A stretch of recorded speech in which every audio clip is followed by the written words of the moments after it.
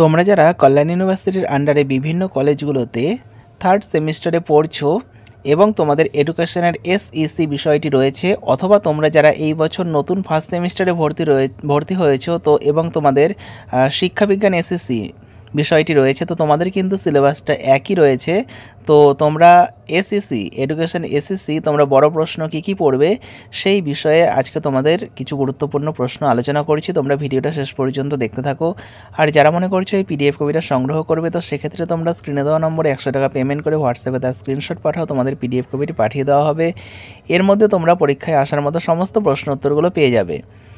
তো দেখো, প্রথম প্রশ্ন তোমরা যেটা পড়বে, কেন্দ্রীয় প্রবণতার আদর্শ পরিমাপক কোনটি এবং কেন, এবং কোন অথবা ওর সঙ্গেই আছে দেখো কোন পরিমাপকটি কেন্দ্রীয় প্রবণতার আদর্শ পরিমাপক। পরের প্রশ্ন দেখো, কেন্দ্রীয় প্রবণতার পরিমাপ কি, কেন্দ্রীয় প্রবণতা পরিমাপের পদ্ধতিগুলির বিবরণ দাও। অথবা প্রশ্নটা বলবে কেন্দ্রীয় প্রবণতার পরিমাপের সংজ্ঞা লেখো, এর পদ্ধতিসমূহ ব্যাখ্যা করো। অথবা গড়ের শ্রেণীবিভাগ বিস্তারিত বর্ণনা করো। অথবা গড় কত প্রকার ও কী কী ব্যাখ্যা করো। অথবা গড়ের ধরনসমূহ আলোচনা করো। পরের প্রশ্ন দেখো, মধ্যমা ও প্রচুরক কি, মধ্যমা ও প্রচুরকের ব্যবহার, সুবিধা ও অসুবিধা ব্যাখ্যা করো।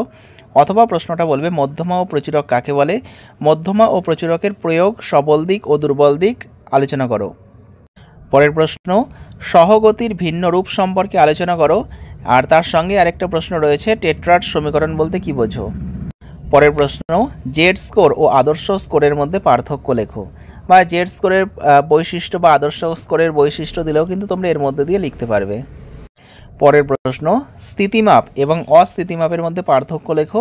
অথবা বলবে পরামাত্রিক এবং অপরামাত্রিক টেস্টের মধ্যে পার্থক্য লেখো। পরের প্রশ্ন, জেড স্কোর কি, এর সুবিধা ও অসুবিধাগুলি লেখো। পরের প্রশ্ন, টি স্কোর বলতে কি বোঝো, এর বৈশিষ্ট্যগুলি লেখো।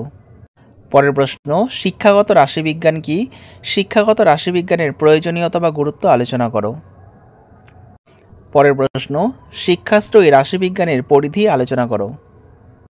পরের প্রশ্ন, তথ্যাবলীর বিন্যাসকরণ কাকে বলে, তথ্যের বিন্যাসকরণের গুরুত্ব কি, ছকের বিভিন্ন অংশগুলি সম্পর্কে লেখো। পরের প্রশ্ন, কেন্দ্রীয় প্রবণতা কাকে বলে, কেন্দ্রীয় প্রবণতার বৈশিষ্ট্য কি। পরের প্রশ্ন, সহ সম্বন্ধ বলতে কি বোঝো, সহ সম্বন্ধের বৈশিষ্ট্যগুলি তুলে ধরো। অথবা সহ সম্বন্ধ কাকে বলে, সহ সম্বন্ধের বৈশিষ্ট্যসমূহ আলোচনা করো। পরের প্রশ্ন দেখো, সহ সম্বন্ধ সহগের দুর্বল দিকসমূহ উল্লেখ করো। অথবা সহ সম্বন্ধ সহগের সীমাবদ্ধতা ব্যাখ্যা করো। অথবা সম্বন্ধ সহগের অসুবিধা তুলে ধরো। পরের প্রশ্ন, সহ সম্বন্ধ সহগের গুণসমূহ লেখো। অথবা বলবে সহ সম্বন্ধ সহগের গুণাবলী তুলে ধরো। অথবা সহ সম্বন্ধ সহগের গুণাবলী উল্লেখ করো। পরের প্রশ্ন, মানক বিচলন বা আদর্শ বিচ্যুতিকে বিচ্যুতির শ্রেষ্ঠ পরিমাপ বলা হয় কেন। পরের প্রশ্ন, আয়তলেখ কি, এর সুবিধা ও অসুবিধাগুলি লেখো। পরের প্রশ্ন দেখো, আয়তলোক চিত্রের সঙ্গে পরিসংখ্যা বহুভুজের পার্থক্য লেখো। পরের প্রশ্ন, স্তম্ভ নকশা এবং আয়তলেখ এবং গণসংখ্যার মধ্যে পার্থক্য লেখো। পরেরটা, স্তম্ভ লেখচিত্র কাকে বলে, এর ব্যবহার, সুবিধা ও অসুবিধা লেখো। আর তার সঙ্গে আছে স্তম্ভ লেখচিত্রের বিভিন্ন ধরন, উদাহরণসহ ব্যাখ্যা করো। পরের প্রশ্ন, বহুভুজ লেখচিত্র কাকে বলে, বহুভুজ লেখচিত্রের ব্যবহার, বহুভুজ লেখচিত্রের সুবিধা অসুবিধা লেখো। তো এই প্রশ্নগুলো তোমাদের পড়তে হবে যারা ফার্স্ট সেমিস্টারের এডুকেশন এসএসসি রয়েছে অথবা থার্ড সেমিস্টারের এডুকেশন এসএসসি রয়েছে।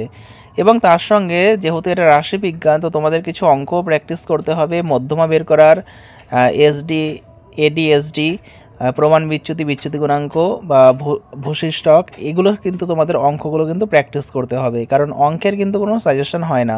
তো অঙ্কগুলো তোমাদের ভালো করে প্র্যাকটিস করতে হবে, যে মিন কীভাবে বের করতে হয় বা গড়, মিডিয়ান বা মধ্যমা কীভাবে বের করতে হয়। আর তোমাদের জানিয়ে রাখি, তোমাদের যেটা মিন রয়েছে সেক্ষেত্রে তোমাদের মিন বা গড় লেখা থাকতে পারে, অথবা মিডিয়ান বলে লেখা থাকতে পারে যেটা হচ্ছে মধ্যমা, অথবা মোড বলেও লেখা থাকতে পারে যেটার অর্থ ভূশিষ্টক।